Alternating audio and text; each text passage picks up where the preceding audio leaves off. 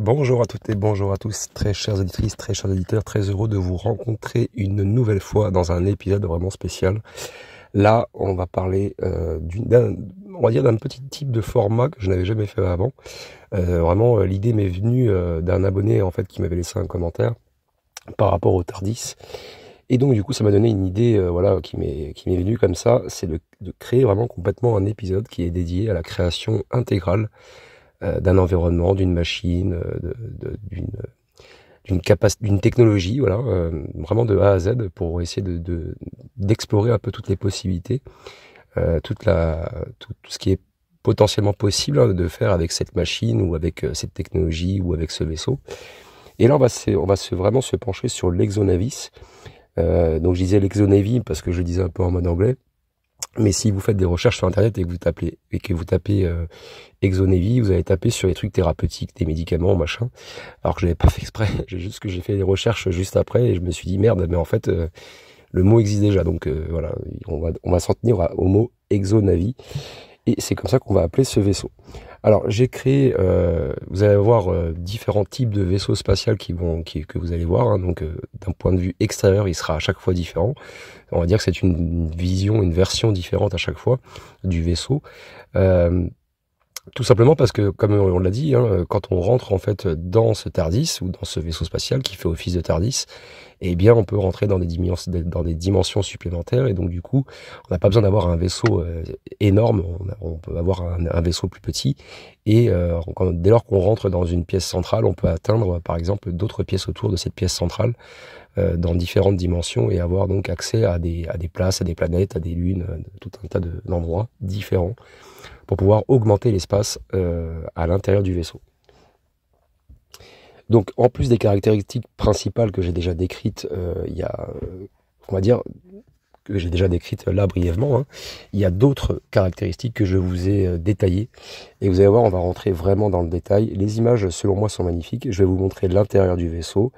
L'intérieur du vaisseau est selon moi, il est tout à fait cohérent, sauf que voilà, l'IA des fois n'arrive pas à concevoir que c'est le même espace et donc du coup elle ne montre pas forcément le même lieu, on dirait.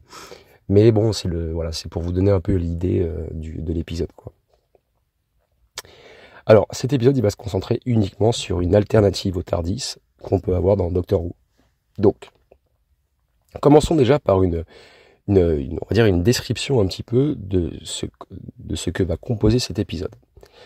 On va tout d'abord introduire l'épisode, le décrire, on va décrire aussi les caractéristiques et les capacités de l'Exonavy.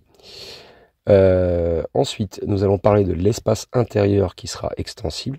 On parlera des boucliers énergétiques et des systèmes de sécurité. On parlera aussi des différentes utilisations que pourrait avoir l'Exonavy et des missions qu'il pourrait faire. Les voyages temporels sécurisés aussi qu'il pourrait faire. On va parler aussi d'un sujet vraiment que peut-être que vous y attendiez pas, mais on parlera de sa forme, de ses matériaux qu'on va utiliser et de l'esthétique du Exonavy. Donc voilà, il y a pas mal de choses qui vont vraiment bien décrire son design, hein, voilà, on va parler un peu de pas mal de choses. Et puis d'autres aspects, donc comme je disais, des systèmes de navigation et de contrôle. On parlera des systèmes de communication de cet Exonavy, des systèmes de support de vie, le divertissement, le bien-être, la maintenance et la réparation. Et on fera une belle conclusion. Vous allez voir que déjà, voilà, l'épisode il va être pas mal. Et alors c'est complètement spéculatif, futuriste, science-fiction, il y a aucun souci. Et bien évidemment, en réécoutant ce que je disais pour préparer l'épisode, j'ai oublié de vous dire en premier lieu effectivement qu'on va vraiment aller loin, hein, je vous dis la vérité, on va expliquer un petit peu comment construire l'Exonavy. Donc si vous voulez prendre des notes, hein, je vous ai fait un petit guide de construction d'un vaisseau spatial, spatio-temporel futuriste. Vous allez voir, c'est vraiment, je suis rentré dans tous les détails. Ça va plaire ou ça va pas plaire. Mais en tout cas, pour ceux qui sont vraiment intéressés, prenez des notes si vous voulez, il n'y a pas de souci. Allez, c'est parti, on commence l'épisode. Alors, construire l'Exonavy, un vaisseau spatial spatio-temporel futuriste, c'est une tâche complexe qui nécessite une combinaison de technologies très avancées, d'ingénierie de pointe et de matériaux sophistiqués. Ce petit guide que je vous fais là, il va détailler un petit peu les étapes essentielles et les considérations techniques pour réaliser un tel projet ambitieux. Première étape, la planification et la conception. il va falloir définir les objectifs et les spécifications. Donc avant de commencer la construction, il est crucial de définir clairement les objectifs du vaisseau et de ses spécifications techniques, et ça inclut la capacité de voyage spatio-temporel, la taille de l'équipage, la durée des missions, les systèmes de support de vie nécessaires. Ensuite, on a la conception préliminaire. Donc, il va falloir engager une équipe d'ingénieurs en aérospatial, des physiciens, des designers industriels pour créer des plans préliminaires du vaisseau, utiliser des logiciels de CAO, donc conception assistée par ordinateur, pour modéliser le vaisseau en 3D et permettre d'explorer différentes configurations et d'optimiser la conception pour la performance et l'efficacité énergétique. Ensuite, l'étape numéro 2, c'est le choix des matériaux. Il va falloir déjà, premier abord, choisir les matériaux pour la coque extérieure. La coque extérieure de l'Exonavi, il doit être construit à partir d'alliages métalliques avancés, comme le titane d'aluminium et le graphène renforcé. Et ces matériaux, ils offrent une résistance exceptionnelle aux impacts, aux radiations et aux températures extrêmes, tout en restant très légers. En ce qui concerne la structure interne, il va falloir utiliser des nanocomposites qui vont combiner la force et la flexibilité du carbone avec les nanotubes de carbone,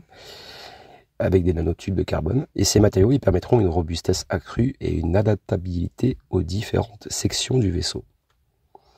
Et ensuite des cristaux énergétiques, donc il va falloir les intégrer, ces fameux cristaux énergétiques synthétiques dans les systèmes de propulsion et de génération de boucliers. Ces cristaux ils sont basés sur des recherches en matière d'énergie exotique qui permettront une gestion efficace de l'énergie et une protection renforcée contre les radiations cosmiques. Alors bon, je ne suis pas rentré non plus trop dans le détail, je pourrais expliquer comment se procurer cette énergie, mais les épisodes sur les Warp Drive vous en donnent pas mal déjà, vous donnent pas mal d'informations. Étape numéro 3, la construction de la coque et de la structure. On va d'abord fabriquer la coque. Donc on va utiliser des techniques de fabrication additive, donc impression 3D, pour produire les sections de la coque extérieure avec une précision extrême. Ensuite, il va falloir assembler ces sections dans un environnement stérile pour éviter toute contamination et garantir l'intégrité structurelle. En ce qui concerne l'assemblage de la structure interne, donc il va falloir construire la structure interne modulaire à l'aide de nanocomposites qui permettront une reconfiguration facile selon les besoins des missions, et intégrer des systèmes de support de vie, de recyclage de l'air, de l'eau, des circuits de régulation thermique, etc.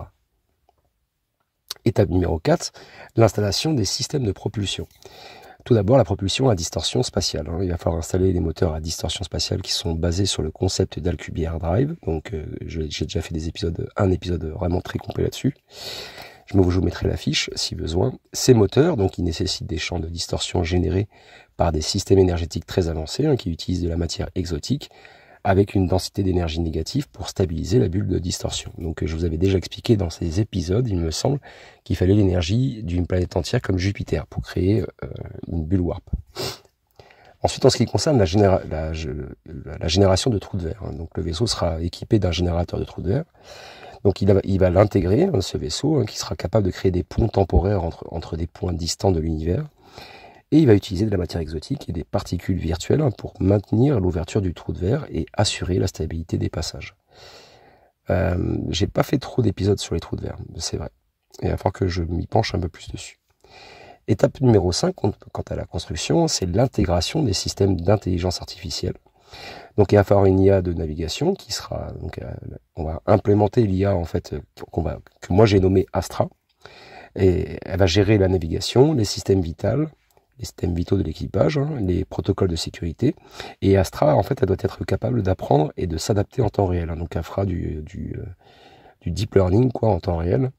Et ça garantira des voyages sûrs et efficaces. Mais tout en étant un peu bridé aussi, pour être sûr de pouvoir avoir la main dessus au cas où. Interface utilisateur, donc il va falloir développer une interface utilisateur intuitive avec des commandes holographiques, des commandes vocales, des systèmes de rétroaction haptique. Haptique, c'est tout ce qui est des combinaisons que vous mettez sur votre corps et donc en fonction de la réaction ou du je ne sais pas comment expliquer ça. En fait, quand je parle de combinaisons haptiques, c'est par exemple dans la réalité virtuelle, vous mettez des combinaisons haptiques et du coup, dès que le PNJ en fait vous tire dessus ou dès que vous ressentez une déflagration du vent, de la pluie ou n'importe quoi, vous le ressentez sur votre corps en fait. Ça existe déjà depuis des années. Je ne sais pas si vous le saviez, Mais je ne sais pas trop comment l'expliquer dans ce domaine-là. Il va falloir que je réfléchisse un peu plus dessus. Donc ça va permettra donc d'avoir une interaction fluide entre l'équipage et les systèmes du vaisseau. Ensuite, l'aménagement intérieur. Alors, l'espace de vie, déjà, il va falloir aménager l'espace de vie avec les espaces de vie avec des meubles ergonomiques, des matériaux à mémoire de forme, des systèmes de régulation de température. Il va falloir intégrer des espaces modulaires qui pourront être configurés selon les besoins des missions aussi, encore une fois. Il va falloir forcément un laboratoire et des installations de recherche. Il va falloir équiper les laboratoires de recherche avec des équipements scientifiques très avancés, des écrans holographiques, des interfaces tactiles, et assurer un environnement organisé et flexible pour diverses activités de recherche. Bien sûr, une salle de détente et de loisirs, parce que ça c'est la base. Il faut créer des espaces de détente avec des jardins hydroponiques, par exemple, des simulateurs de réalité virtuelle, des salles de projection holographique, et intégrer des installations de loisirs pour maintenir le bien-être psychologique et physique de l'équipage. Ça, c'est vraiment très important. Septième étape, c'est le système on va dire tous les systèmes de communication et de sécurité. Donc, on a les communications intra-systèmes. Il va falloir mettre en place des réseaux locaux haute vitesse pour la communication entre les différents modules de vaisseau en fibre optique et utiliser des systèmes de conférences holographiques pour une collaboration efficace entre les membres de l'équipage. Et pour ceux qui suivent bien l'histoire depuis tout à l'heure, oui, des conférences holographiques, mais il va falloir aussi prendre en compte le côté quantique, c'est-à-dire que si vous êtes dans une autre dimension, et que par exemple vous êtes dans le même vaisseau, mais que vous êtes dans une autre pièce qui elle-même est dans une autre dimension, il faut que le système de communication puisse passer entre les dimensions. Donc ça, c'est aussi un point à prendre en compte. Ensuite, les communications interstellaires. Donc il va falloir installer des relais de communication quantique pour des communications instantanées et sécurisées sur de grandes distances.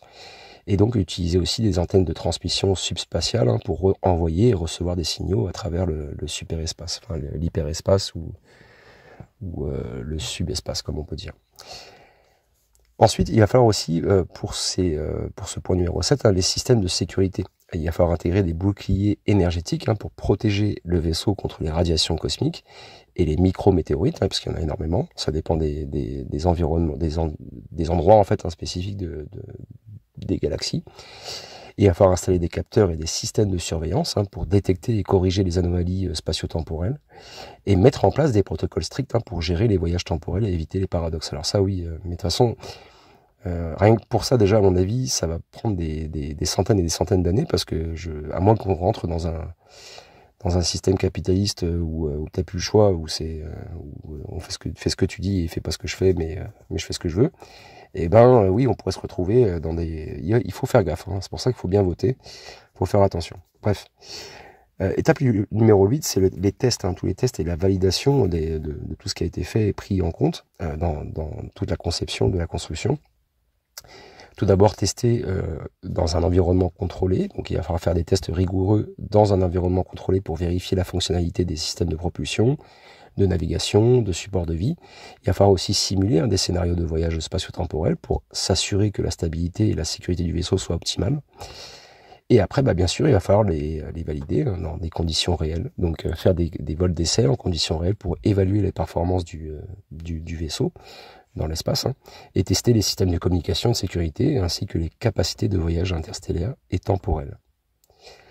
Bon, vous avez compris, je pense, construire l'Exonavi, c'est une entreprise complexe qui nécessite une coordination étroite entre diverses disciplines scientifiques et techniques.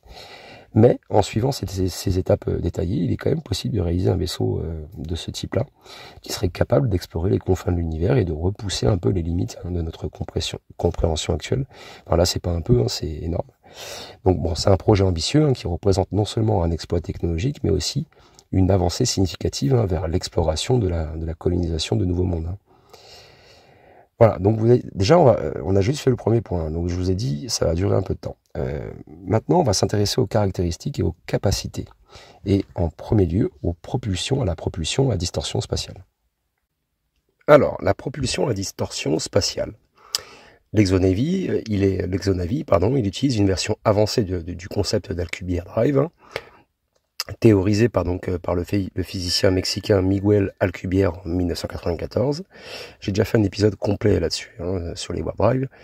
Cette technologie, elle génère une bulle de distorsion de l'espace-temps qui permet au vaisseau de se déplacer plus vite que la lumière sans violer les lois de la physique.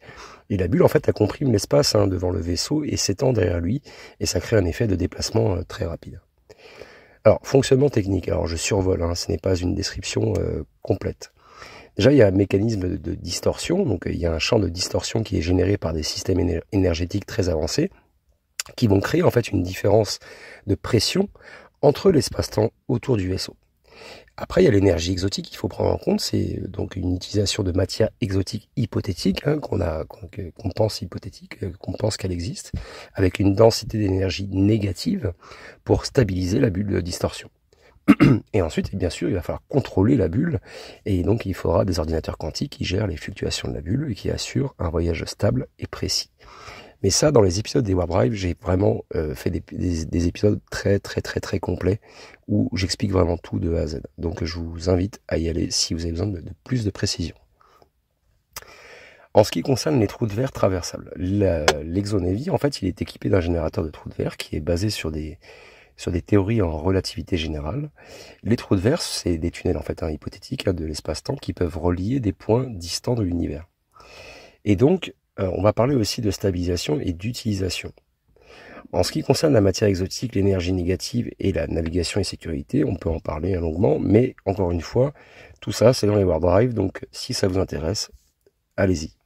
Le générateur en fait de matière exotique, il utilise la matière exotique pour maintenir l'ouverture du trou de verre, et ça évitera de facto son effondrement. L'énergie négative, donc il faut des particules virtuelles et des champs d'énergie négative qui sont utilisés pour stabiliser les passages d'un point à un autre. Et puis la navigation et la sécurité, donc il faudra forcément des systèmes de navigation avancés pour déterminer les points d'entrée et de sortie et assurer des voyages très sécurisés. Parlons un peu d'intelligence artificielle avancée. L'ExoNavy, en fait, il est doté d'une intelligence artificielle qui est nommée Astra, comme je vous l'ai dit. Elle est capable de gérer la navigation, les systèmes vitaux de l'équipage, du vaisseau aussi lui-même, et des protocoles de sécurité, et ça garantit donc des voyages sûrs et efficaces. Tout d'abord, les capacités de l'IA. Alors, déjà, c'est une machine qui apprend en continu. Elle utilise des algorithmes d'apprentissage de machine learning pour s'adapter aux situations nouvelles et optimiser les voyages. L'interface utilisateur aussi, elle est également ancrée à l'intérieur. Elle permet d'avoir une interface intuitive pour les opérateurs humains. Elle permet une interaction fluide avec les systèmes du vaisseau et même d'autres systèmes très importants. Et puis l'autonomie, elle est capable de prendre des décisions en temps réel pour gérer les anomalies et assurer la sécurité de l'équipage, mais tout en étant bridée, je le rappelle. Allez, parlons un peu de l'espace intérieur extensible. Ça aussi, c'est très intéressant parce qu'en fait, finalement, on s'aperçoit qu'on peut mettre un petit peu tout ce qu'on veut. Tout dépend, bien évidemment, de la capacité du vaisseau, du cœur du vaisseau qui génère en fait l'énergie. L'intérieur de l'ExoNavy, en fait, il est extensible grâce à la manipulation des dimensions supplémentaires, comme je vous l'ai dit. Donc, ça permet de créer des espaces de vie, de travail, de recherche beaucoup plus grands que l'enveloppe extérieure du vaisseau. D'accord ? Donc la structure et la fonctionnalité. Tout d'abord, les dimensions supplémentaires. On a l'utilisation des théories en physique, des particules qui nous permettent d'accéder en fait à des dimensions supplémentaires et donc d'étendre l'espace intérieur. On a la conception modulaire aussi qui est importante dans la structure et les fonctionnalités, c'est pour avoir donc un espace intérieur qui peut être configuré selon les besoins des missions, et aussi l'habitabilité qui permet d'avoir des systèmes de support de vie avancés pour avoir une condition habitable très correcte et puis aussi de vivre du mieux possible, quoi. Alors n'oublions pas bien sûr les boucliers, j'allais dire les oubliés, les boucliers énergétiques et les systèmes de sécurité, ça va être très important. Et bon, je le rappelle, mais pour chaque point que je cite, c'est vrai qu'on pourrait faire un épisode à part entière, parce qu'il y a tellement de choses à expliquer que bon, ça prendrait énormément de temps. Mais bon, là j'essaie de faire, on va dire, un survol, quoi. Alors, tout d'abord, l'ExoNavy, à chaque fois je le dis en anglais, il est protégé forcément par des boucliers énergétiques qui sont capables de dévier les radiations cosmiques et les micrométéorites. Il possède aussi également des systèmes de sécurité avancés pour prévenir les paradoxes temporels et autres anomalies spatio-temporelles. Donc je vous laisse imaginer quand même le degré de technologie qui pourrait être intégré à l'intérieur de ce vaisseau. Tout d'abord, faisons un petit passage sur les protections et les sécurités. Ça, c'est très important aussi, il ne faut jamais l'oublier. Tout d'abord, les boucliers énergétiques. Donc c'est un champ de force qui est généré par des émetteurs énergétiques pour protéger contre les dangers externes. On a la détection d'anomalies, donc on a des capteurs qui sont situés un peu partout sur le vaisseau et avec des systèmes de surveillance pour détecter et corriger les anomalies spatio-temporelles. Ensuite, on a les protocoles de sécurité qui sont effectivement qui font partie intégrante du système de protection et de sécurité. Donc ce sont en fait des protocoles stricts, très stricts, pour gérer les voyages temporels et éviter les paradoxes, et qui va apprendre aussi avec l'IA en fonction des erreurs qu'elle aura commises par le passé. Alors maintenant qu'on a vu un petit peu tout ça, on va parler un petit peu de à quoi ça sert, quelle est son utilisation et quelles sont ses missions potentielles. Vous allez voir, c'est vraiment intéressant. Franchement, moi, je me suis fait plaisir à créer cet épisode. Alors, déjà, on va parler d'exploration interstellaire. L'exonavie, en fait, il est conçu pour des missions de longue durée vers des systèmes stellaires qui sont très éloignés, donc à plusieurs dizaines ou vingtaines ou une trentaine d'années-lumière. On pourrait imaginer un peu plus, mais c'est déjà pas mal. Et il pourrait cartographier des exoplanètes, analyser des environnements potentiellement habitables et rechercher des signes de vie extraterrestres. Donc les missions d'exploration, eh bien, ça serait déjà la cartographie galactique, l'analyse d'exoplanètes et la recherche de vie. Alors en ce qui concerne la cartographie galactique, on pourrait donc utiliser des télescopes et des capteurs pour cartographier les systèmes stellaires grâce à ces vaisseaux. Donc ça permettrait d'avoir une meilleure connaissance et même de faire transiter les données et très rapidement à l'aide des satellites, ou même à l'aide d'autres systèmes quantiques qui pourraient exister bientôt, prochainement, pour faire transiter des données d'un point à un autre de l'univers. Ensuite, l'analyse d'exoplanètes. On pourrait envoyer des sondes et des instruments pour analyser les atmosphères et les surfaces des exoplanètes pour déterminer s'il y a des micro-organismes. Mais bon, j'imagine que plus tard, dans le futur, on aura déjà des systèmes qui seraient capables d'analyser et de capter s'il y a de la vie ou pas, quoi. On n'aura pas besoin d'aller sur la planète elle-même pour le détecter, mais c'est vrai qu'on peut imaginer des systèmes comme ça. Ensuite, la recherche de vie, bien, c'est ce que je parle. Donc, on aurait des programmes de détection de biosignatures et de biosignatures pour identifier des signes de vie. Donc, encore une fois, voilà, on n'aurait pas réellement besoin d'envoyer des sondes exprès pour vérifier s'il y a de la vie. On pourrait déjà le détecter en fait avec les appareils qu'on aurait déjà à disposition dans le vaisseau spatial. Ensuite, les voyages temporels sécurisés. Alors ça, c'est très compliqué à expliquer. Moi-même, j'ai un peu de mal. J'ai un peu de mal en fait à tout exprimer, mais en gros avec des protocoles vraiment très stricts pour éviter les paradoxes temporels. Et encore, je crois que j'ai fait un épisode sur les différents paradoxes temporels, sur les paradoxes. Je vous en avais cité plusieurs, il me semble. Il faudrait que je vous sorte la fiche. Si je le retrouve, je vous le mets en fiche dans la description, comme ça vous pourrez le retrouver. Mais c'est vrai qu'il y a tellement de paradoxes temporels différents que en fait, on ne sait pas réellement sur quoi on pourrait tomber, qu'est-ce qui pourrait advenir de nos actions dans le futur, et ce qui pourrait advenir aussi dans le passé. En fait, tout est lié, donc du coup, c'est compliqué de faire le lien entre passé, présent, futur, c'est compliqué. Bon, dans notre hypothèse, l'exonavie, il pourra effectuer des voyages dans le passé et le futur, pour des études historiques, des recherches scientifiques et même des missions de préservation. Mais il va falloir appliquer certaines choses, par exemple comme les études historiques, les recherches scientifiques et les préservations. Donc, en ce qui concerne les études historiques, il va falloir faire des observations directes d'événements historiques pour enrichir la compréhension de l'histoire humaine. Il y a peut-être des choses qui ont été supprimées par le passé, par les hommes, et qu'on n'a pas connaissance, et ça serait intéressant d'aller dans le passé pour vérifier s'il n'y a pas des choses qui ont été modifiées, qui ont été modifiées dans le temps, et pour permettre en fait une modification de l'esprit humain ou une modification de la pensée humaine. Enfin, vous voyez un peu là où je veux en venir, quoi. La recherche scientifique aussi, donc pour explorer des futurs possibles, pour anticiper les problèmes possibles, potentiels, et les opportunités qu'il pourrait y avoir. Donc voilà, en explorant peut-être différentes dimensions ou différents mondes possibles, différentes possibilités dans les futurs qu'on pourrait voir. Parce que ça sous-entend aussi qu'on pourrait voir différents futurs, donc il n'y a pas qu'une seule ligne, il y en a plusieurs. Donc, et moi c'est ma théorie, mais personnellement, mais ça je pense que je peux m'exprimer là-dessus, c'est que quand on remonte dans le passé, en fait on crée une autre branche, une autre timeline, ça en fait. Voilà, c'est selon moi en fait ça crée un autre passé et qui n'a rien à voir avec le passé qu'on a eu. Voilà. Laissez-moi en commentaire vos idées, hein. Peut-être que vous n'êtes pas d'accord, mais dites-le moi en commentaire, ça m'intéresserait.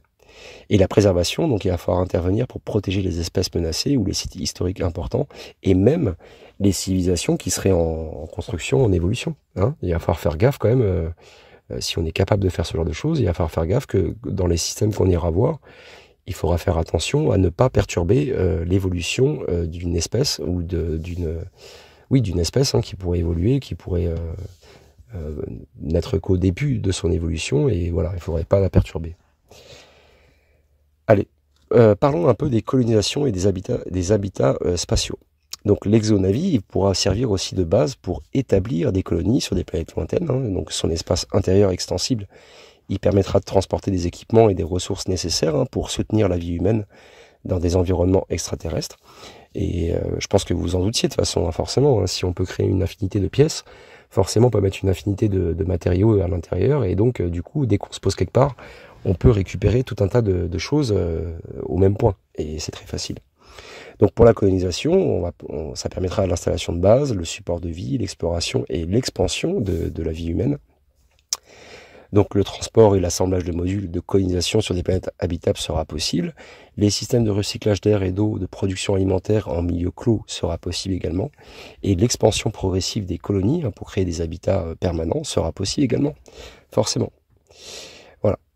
Maintenant, nous allons rentrer sur un sujet un peu plus esthétique, un peu plus abstrait, un peu plus sur lequel j'ai voulu un peu mettre un peu plus de détails. C'est pas vraiment important pour l'épisode, mais il faut en parler un petit peu. C'est tout ce qui concerne les formes, les matériaux et l'esthétique hein, de l'exonavie. Donc voilà, je voulais en parler un petit peu. Ça va durer 5-10 minutes, mais au moins ça mérite quand même d'en parler un peu. Donc l'exonavie, en fait, il sera conçu d'une forme qui va allier fonctionnalité et esthétique futuriste. Hein. Donc il sera inspiré par les avancées en aérodynamique et en architecture spatiale. Le vaisseau, il va présenter donc une silhouette élancée et fluide. Elle sera optimisée pour minimiser la résistance et maximiser l'efficacité énergétique. Et en ce qui concerne la structure externe, eh bien, on va parler un petit peu de silhouette élancée et d'ailes pliables. Donc la silhouette élancée, le corps principal de l'exonavie sera allongé avec des courbes douces et des contours lisses qui vont évoquer en fait la forme d'une goutte d'eau hein, ou d'un fuselage d'avion futuriste. Et cette forme, elle va réduire la traînée et faciliter la traversée des différents environnements spatiaux.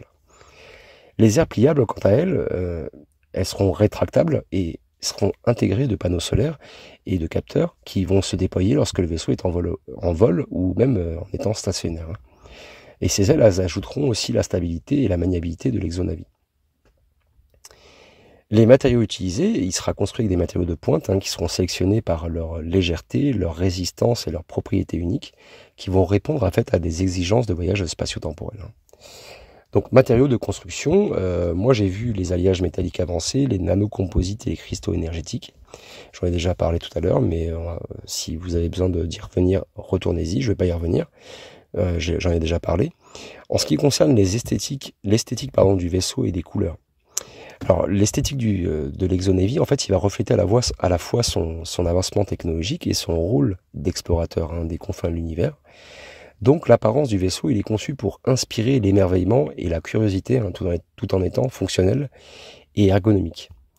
Donc les palettes de couleurs, moi j'ai vu un peu des teintes miroitantes. Hein, la coque extérieure du vaisseau va arborer un peu des palettes de couleurs miroitantes.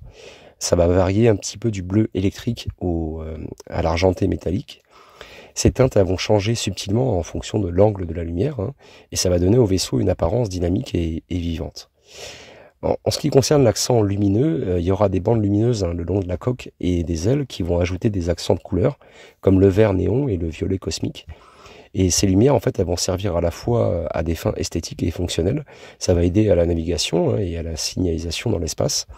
Et l'intérieur élégant, bien sûr, hein, il faut un intérieur élégant de l'exonavie qui sera dominé par des tons neutres et apaisants tels que le blanc nacré, le gris anthracite et le bleu profond. Hein, ces couleurs, je pense qu'elles créent un environnement serein et concentré pour l'équipage qui favorisera la productivité et puis le bien-être. Parlons un petit peu, on va survoler vite fait les éléments de design intérieur. C'est intéressant aussi de s'y pencher. Il sera constitué avec attention particulière au confort, hein, avec du confort, à l'ergonomie et à l'efficacité.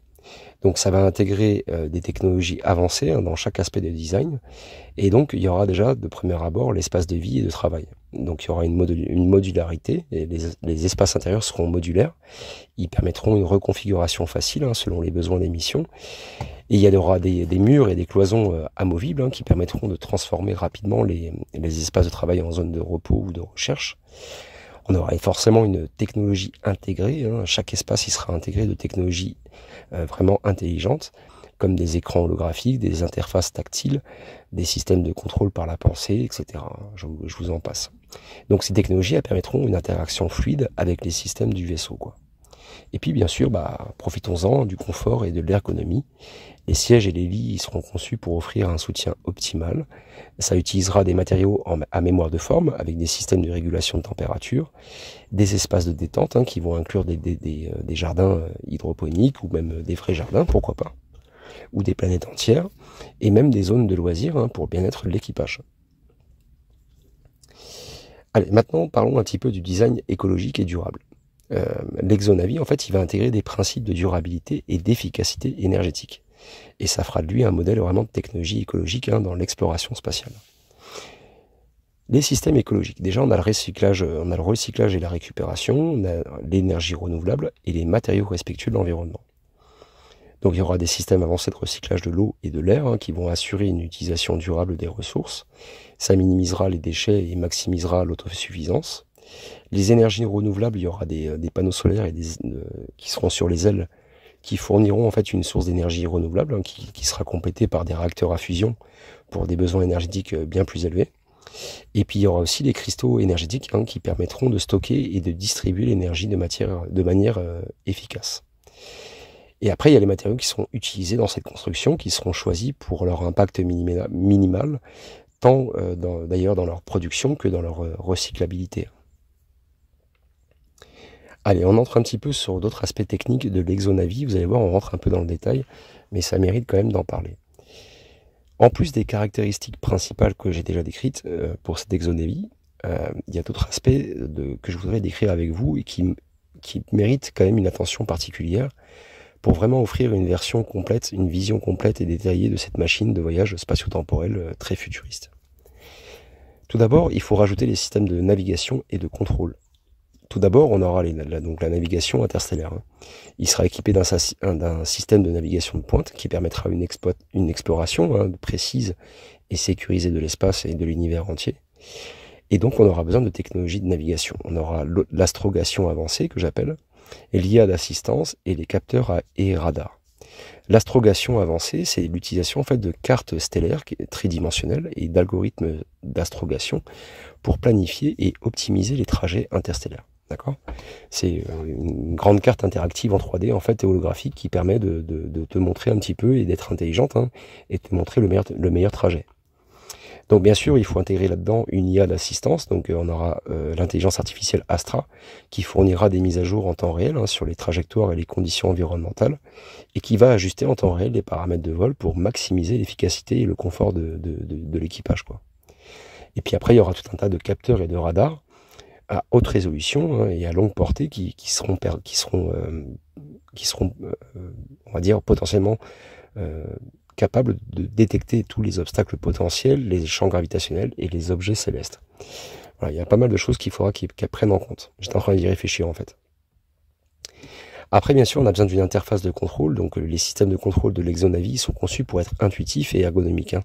Donc, ça va faciliter la gestion du vaisseau par l'équipage. Et il y a des caractéristiques de l'interface qu'il va falloir prendre en compte. Les commandes holographiques, les contrôles vocaux et la rétroaction haptique. Ça, j'en ai déjà parlé. Donc, il y a des interfaces holographiques qui vont permettre une interaction tactile et gestuelle avec les systèmes du vaisseau. Donc avec les tenues qu'on portera, on pourra gérer en fait différents équipements juste en manipulant des gestes, en faisant des gestes. Les contrôles vocaux hein, qui permettront une gestion rapide avec le main libre, quoi, des fonctions critiques. Et la rétroaction haptique, hein, des systèmes de réaction de rétroaction haptique qui seront intégrées aux consoles de commande pour fournir des sensations tactiles précises, hein, pour vraiment sentir un peu les dangers immédiats ou même pouvoir communiquer directement avec les machines. Et ça nous amène directement au système de communication. Je vous avais dit, c'est très complet. L'Exonavi, en fait, il dispose de technologies de communication très avancées pour maintenir le contact avec des bases terrestres ou d'autres vaisseaux, hein. Donc, déjà, on a les communications intra-système. Alors, les technologies de communication locale, on a par exemple les réseaux intra-vaisseaux. Donc, c'est les réseaux locaux haute vitesse, hein, pour la communication entre les différents modules de vaisseau, hein.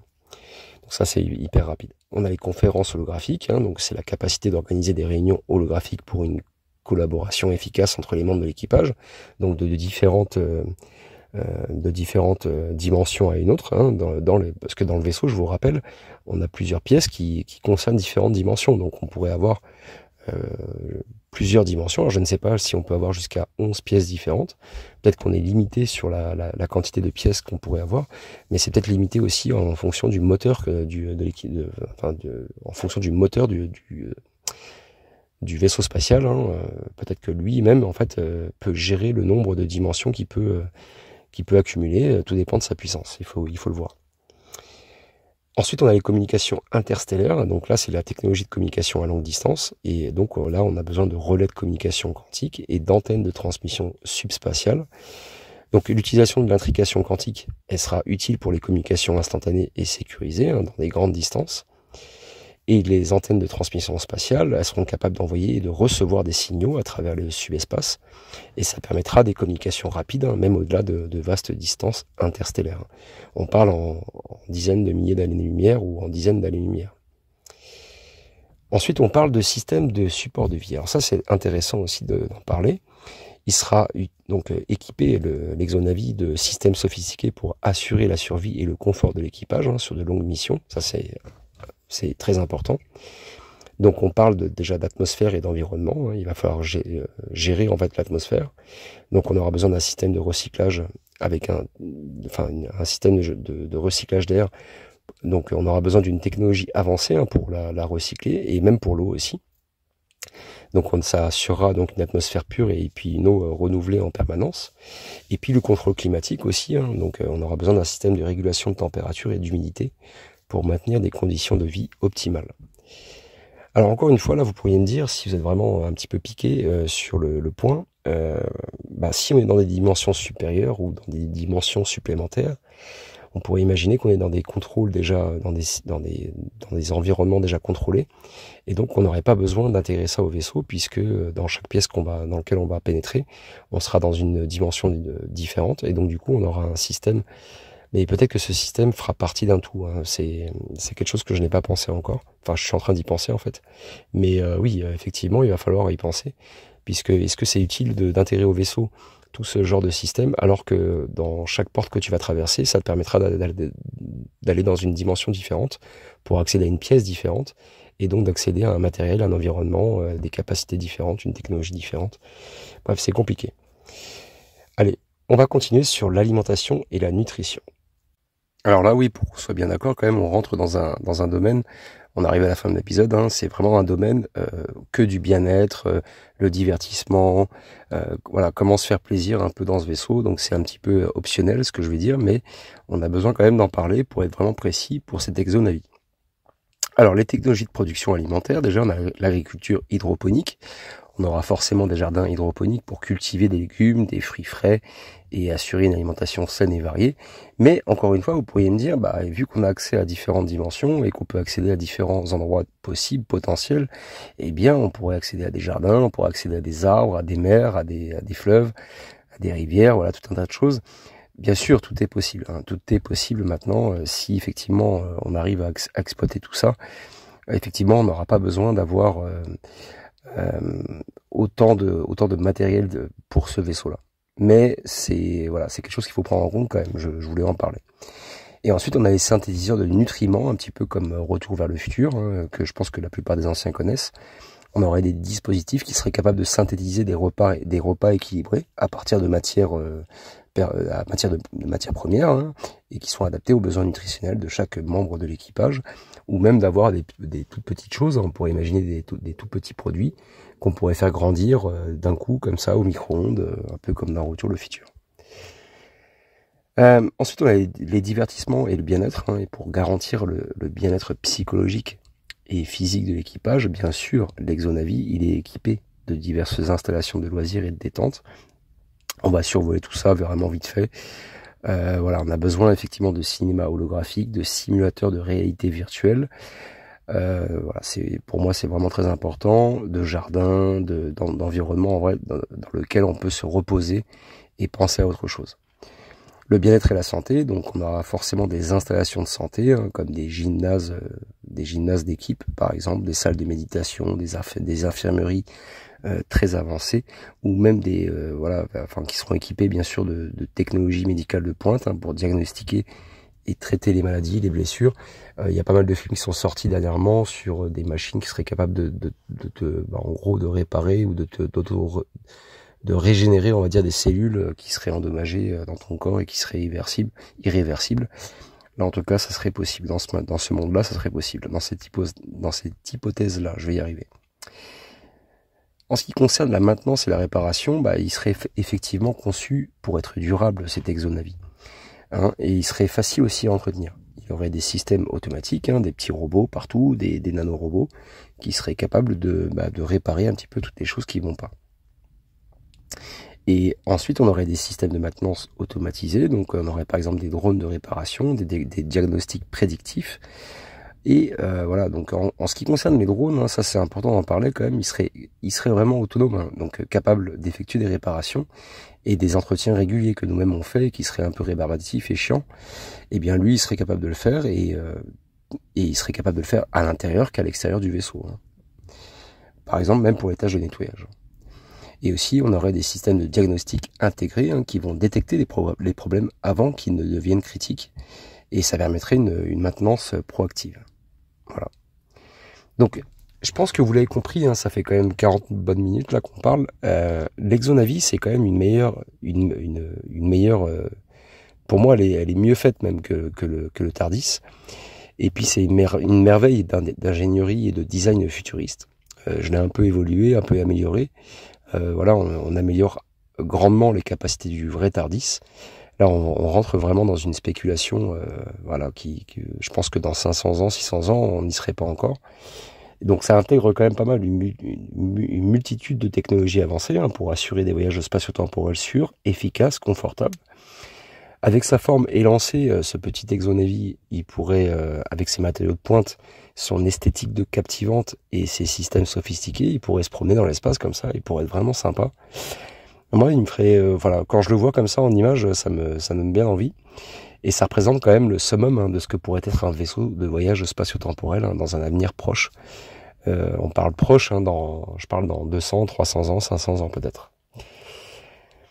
Donc, il représente un petit peu une vision futuriste et réalisable d'un vaisseau spatio-temporel, hein, qui va intégrer des avancées scientifiques et technologiques en physique théorique, en IA, en ingénierie spatiale et d'autres corps de métier, hein, je vous laisse imaginer. Mais je pense que ça reste plausible et c'est pas encore réalisable, hein, pour l'instant, mais ça offre quand même, selon moi, une alternative crédible et inspirante au TARDIS de Dr. Who. Et voilà, quand j'ai regardé la série, moi aussi quand j'étais jeune, j'ai kiffé la série, hein, Dr. Who. Mais c'est vrai que le TARDIS, voilà, on se disait tous un petit peu dans notre tête, peut-être certains, ouais, on pourrait faire ça, on pourrait améliorer ça, machin. Donc là, voilà, j'ai un peu réalisé un peu le petit rêve, quoi, de certains, certainement. Voilà, j'ai amélioré le TARDIS. Moi, selon moi, là, pour moi, il est capable quand même de faire bien plus que le TARDIS dans Doctor Who, à mon avis, selon moi. Et ça montre un petit peu, vous voyez, selon moi, cet article, comment les rêves de la science-fiction, ils peuvent un jour devenir des réalités scientifiques. Il suffit qu'une personne en parle pour donner l'idée à un autre, et ainsi de suite, quoi. Vous voyez, tout est imbriqué, quoi. Voilà, c'est un épisode très long, mais voilà, même s'il fait pas beaucoup de vues, c'est pas grave. Moi, ce que j'ai voulu, c'est vraiment faire cet épisode là-dessus. Il m'a vraiment plu à être. Moi, j'ai vraiment été content de le créer. C'était vraiment cool de faire des recherches dessus et de pouvoir imaginer un système comme ça, Exonavi. Voilà. Si ça vous intéresse, des épisodes comme ça, n'hésitez pas à me le dire en commentaire. Si vous avez des bonnes idées, hein, n'hésitez pas à me le dire. Je me ferai peut-être un plaisir de réfléchir dessus pour y travailler. J'ai passé pas mal de temps sur cet épisode à le faire, mais ça reste quand même un plaisir. Et voilà, je vous remercie de m'avoir écouté et prenez une très belle journée, prenez une belle soirée. Ciao, ciao.